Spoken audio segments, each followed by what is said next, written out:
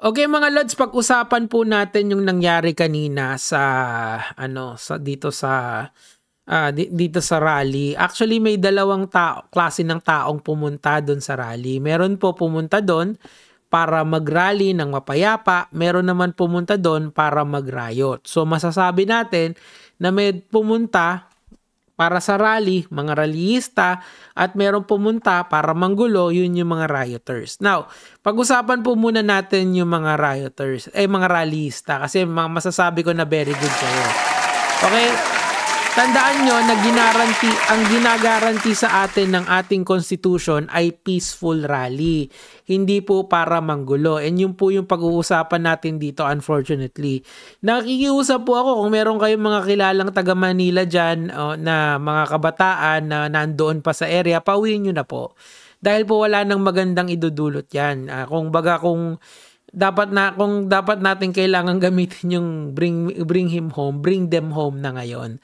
Dahil po bukod sa pwede kayong mahuli at pwedeng dumanas kayo ng hindi maganda, mahirap na baka, Diyos ko, para sa kung ano man yang nakukuha nila diyan hindi yan sulit.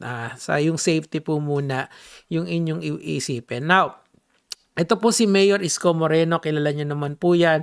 Kasalukuyan po siyang nagpataw na ng curfew dito sa lahat ng kabataan. 10 PM ang start. So magte 10 PM na po ngayon habang nire-record ko to. And pakinggan lang natin ng konti. Yung mga public facility na sinira. Mga ilan na po yung mga nasa magtubiyan na po.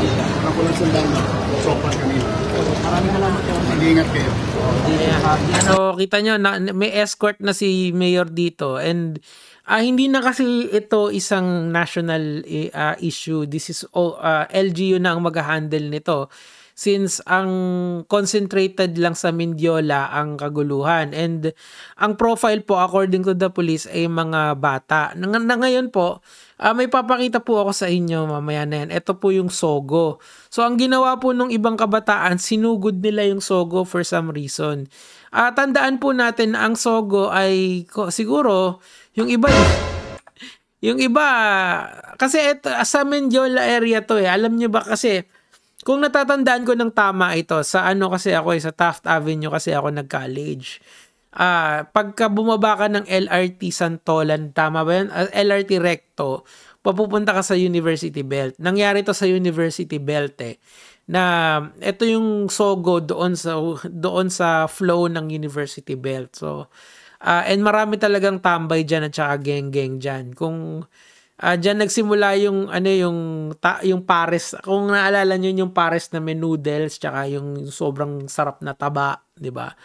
Nakain kami diyan pagka gusto namin magmerienda kasi marami akong tropa nun sa U-Belt nung araw. So yan yung malapit na Sogo diyan. Mukhang inatake ng mga kabataan diyan. Hindi ko maintindihan kung bakit yan ang tinarget nung mga kabataan. And ang masakit pa rito, mga Lods, papakita ko sa inyo, meron daw mga siguro mas maganda, panoorin na lang natin yung video kasi banda rito po sa ni-report ng isang news channel, meron daw pong mga ninakawan pa. So, ganun siya kalala, mga Lods. Teka lang, hanapin lang natin yun. Ayan, sige. Ito. Sige, ito na. Hindi ko kasi pwedeng ipakita yung mismong rumble pero banda rito yan Ayan. Tingnan natin, pakinggan natin. Relax lang tayo, tago muna tayo. Mukhang naglilipatan na naman ng mga bato at bote. Okay, dito muna tayo sa loob. Okay. Dennis, una. Ayan, may nakikita tayo. Yung aso. Kasi nga mga kabataan na to, kung makikita nyo naman kasi mga Lods, lagay natin dito hello. Dalawa yung camera ko. Eto. Yung nandito sa EDSA, maayos naman yan. Yan yung mga rallyista. Ito yung mga rioters na tinatawag. Rioters na nanlulut sila. And literal na may nanloot dyan mga Lods. Hindi ako nagbibiro. Ayan Ito. Panoorin natin to. May reports daw, Dennis, sila ng pagkakataon ay kanilang dinadampot yung mga nagrarally. Ito, may nahuli isa. Oh. Ano ito, sir? Nagnanakaw ng mga... Lalaki? Opo. Nahuli nyo?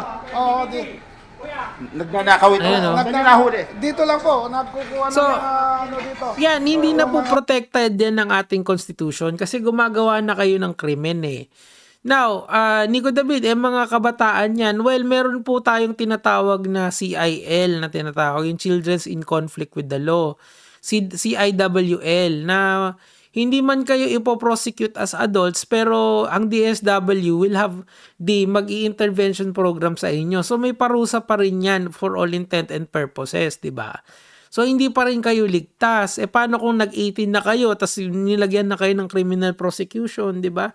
Ay, nako, Diyos mio, Marimar. Kung sino man po yung, alam niyo kung sino man yung nag-organize dito sa mga to, na, or at least man lang kung sino man yung mga, kasi may mga, usually kasi may mga group leaders yung mga yan na, ang gusto nila, well, sa nababasa ko lang, magkagulo-gulo, sana ay, managot tong mga to. Kasi iba naman po yung nagpo-protesta tayo kasi meron pa namang ginagawa ang gobyerno, whether you like it or not. Ang gobyerno po ngayon ay iniimbestigahan nila yung corruption na yon, and it was spearheaded by the president no less. So sana wag po nating ilagay yung batas sa kamay natin, at wag din tayo, at hindi po excuse yung paggawa ng krimen kasi hindi mo nagugustuhan yung nangyayari sa bansa natin. Karamihan pa dito, hindi naman yata ito mga income taxpayers mga tambay na geng-geng lang yata itong mga to na nakakita ng plataforma para manggulo, so nanggulo sila. Mali naman po yun. Tuloy natin. Sige, So yun. Dennis, sige, Wala nang kinalaman sa protesta. May nahuli isang ilayo lalaki. muna natin muna dyan, no? Ang pinakamahalaga sigurong malaman ngayon ay sino ba yung in charge ngayon dyan to make sure na yung peace at security ay mapanatili? Si Mayor Isko Moreno ba may nabanggit na? Yan, okay. So, kung may mga, kung meron po kayong mga kilala na taga Manila na mga kabataan dyan, alam niyo yung sinasabi nila na bring him home. Eto, bring them home na po. Tama na, tapos na. Ngayon, kung hindi pa rin natinag ang gobyerno at hindi nila inayos yung mga sarili nila,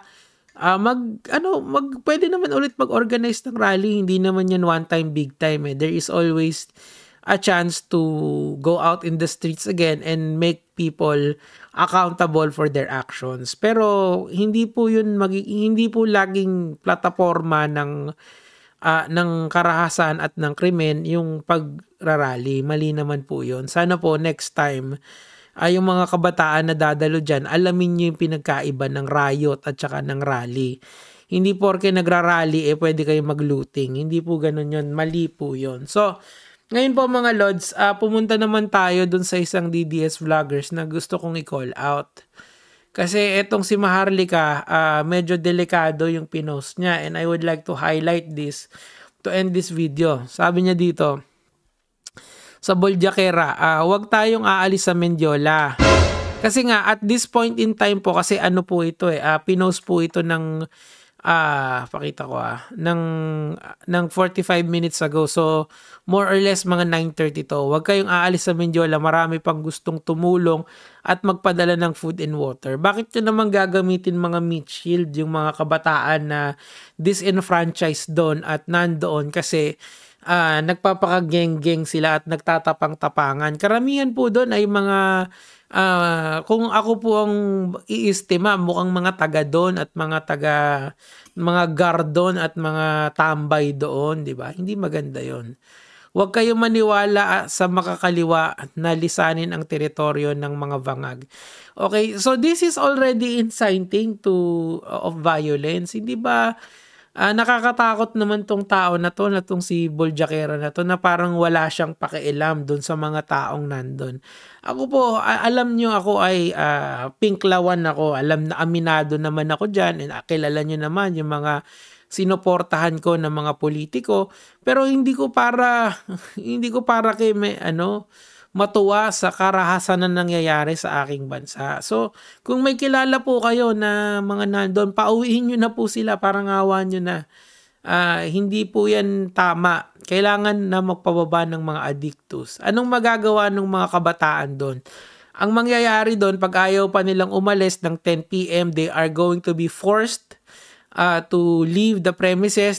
Matitirga sila dyan. Actually, meron na nga daw nagpaputok ng baril sa hanay ng kapulisan kasi po pinapasok na at siguro call na rin ng pulis yun dahil sinusunog ng establishmento yung establishmento ng Sogo ng mga kabataan. So kung may nagpaputok doon, understandable, di ba? Sabi dito. Sabi ni Enrico Nanes, utos lang na utos, wala naman laban umuwi. Tama, kasi wala naman dito yan etong si Buljakera na to. Weak leader dapat bumaba at saka konsentihin niya si Tambaloslos. Kung alam nyo, kung may problema kayo sa current administration, ang ating constitution has its own safeguard na kailangan lang nating sundin and everything will fall into place. Pero para utusan nyo yung tao na inciting to sedition na ganito, mali naman yun, di ba? Grabe. Or at least naghihin siya na mag-aklas sila doon. Mali yan. Hindi yun tama. Anyway mga Lods, good night po sa inyo. Kung may kilala po kayo doon na mga kaibigan ka mag-anak na kasulukuyang nandun, pauwiin nyo na po. Kung merong oras para gamitin yung phrase na bring him home, eto po yun. Yun lang naman po yung sa akin. Good night po sa inyo. Gege.